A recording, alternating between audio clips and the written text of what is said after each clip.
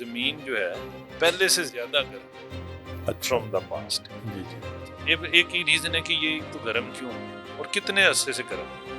अब इसमें जो इंटरेस्टिंग चीज वो ये है कि ये जो मैंने आपको बताया ना 13.9 सेंटीग्रेड था, जी जी सर ये थाउजेंड्स ऑफ ईयर से 13.9 ही था, अच्छा ये बढ़ा नहीं। समर्स क्यों चेंज हो रहे हैं, गर्मी क्यों बढ़ रही है? जी सर ये बड़ा इंटरेस्टिंग फिनोमिना है।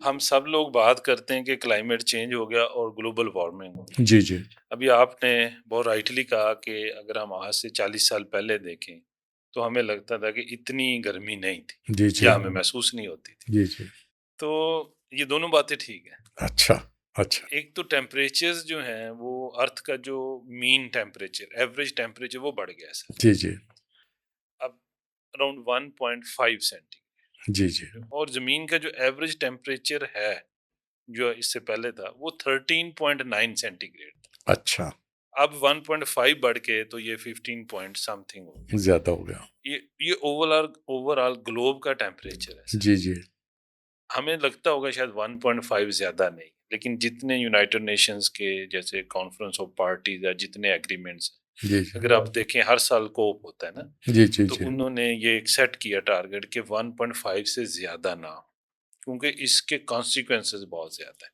अच्छा 1.5 तो एक तो ये चीज होगी जी कि अर्थ इज जमीन जो है पहले से ज्यादा गर्म है अच्छा फ्रॉम द पास्ट। जी जी अच्छा एक ही रीजन है कि ये एक तो गर्म क्यों हुई और कितने अरसे से गर्म हुई।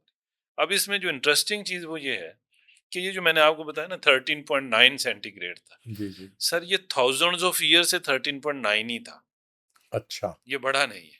अच्छा और ये टेम्परेचर ऐसा क्यों है, अगर मैं ज्यादा डिटेल में ना जाऊं इसको लाइट गपशप जी रखने जी के लिए, ये सोलर रेडिएशन सूरज की हरारत से ये बनता है और ग्रीन हाउस गैसेस हैं जो वापस जाने के कुछ रोक लेती हैं, तो उससे हमारा टेम्परेचर इतना रहता। अगर ये ना होती गैसेस जी जी तो जमीन का दर्जा हरारत जो है ना सर वो -19 सेंटीग्रेड होता, अच्छा तो कोई लाइफ ही पॉसिबल ना होती। पॉसिबल ही तो हो इन गैसेस की वजह जिसमें कार्बन डाइऑक्साइड है, मीथेन है, मेन वाटर वेपर्स है और ओजोन, इसकी वजह से हमारा दर्जा हरारत जमीन का इतना है और लाइफ पॉसिबल है।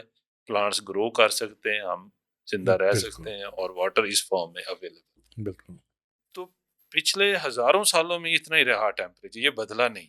हम्म, पिछले 200 से 250 साल में आफ्टर 1800 आपका, जी जब जी से इंडस्ट्रियलाइजेशन स्टार्ट, हम्म, जमीन का टेम्परेचर बढ़ना स्टार्ट हो गया। अच्छा तो ये पिछले 250 साल में 1.5 सेंटीग्रेड बढ़ गया और इसकी स्पीड बढ़ती जा रही है। हम्म, पहले हर 10 साल में 0.03 सेंटीग्रेड बढ़ता था, हम्म, अब पिछले 10 साल से 0.067 सेंटीग्रेड बढ़ रहा है जी फास्टर। ये जो हम बात कर रहे हैं ना कि हर साल दूसरे से गर्म है, या और 2000 से लेके आज 2026 2025 तक हर साल पिछले से एवरेज टेम्परेचर ज्यादा है, ज्यादा होता जा रहा गर्मी ज्यादा होती जा रही, जमीन गर्म हो रही है है। गर्म अब साइंटिस्ट ये कहते हैं कि इसका जो लिंक है ये कार्बन डाइऑक्साइड के साथ, मतलब ग्रीन हाउस गैसेस के साथ, बिल्कुल उनकी कंसंट्रेशन भी ऐसे ही बढ़ रही है। हाँ, हाँ, टेम्परेचर बढ़ रहा है, ग्रीन हाउस गैसेस की कंसंट्रेशन भी एटमॉस्फेयर में बढ़ रही है। बढ़ रही है इंडस्ट्रियल एरिया तक कार्बन डाइऑक्साइड 270 ppm थी, जी जी मतलब परसेंटेज में कहें तो 0.03% थी, जी जी अब 0.04% है। जी जी और ये भी हर साल बढ़ती जा रही है। कार्बन डाइऑक्साइड आती किधर से है?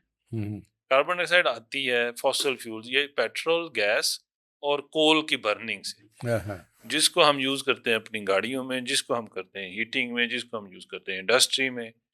उस तो डायरेक्ट लिंक है कि जब हम इंडस्ट्रियलाइजेशन हुई, इंजन आपको पता है इजादात हुई, इंजन्स बने, या एयरक्राफ्ट, रेलगाड़ियां, एक से एक तरह की गैजेट्स, AI, अब तो बहुत कुछ आ गया ना, डिजिटलाइजेशन। जी जी जी ये सब कुछ एनर्जी पे काम करता है जी सर। बिल्कुल एनर्जी आ किधर से रही है? वो तो फिर वो फॉसिल फ्यूल से आ फॉसिल रही फ्यूल्स है मैक्सिमम एनर्जी। और उधर से अब कुछ हम जा रहे हैं ग्रीन एनर्जी की, तो देखो वो बहुत थोड़ी है अभी, या क्लीन और ग्रीन।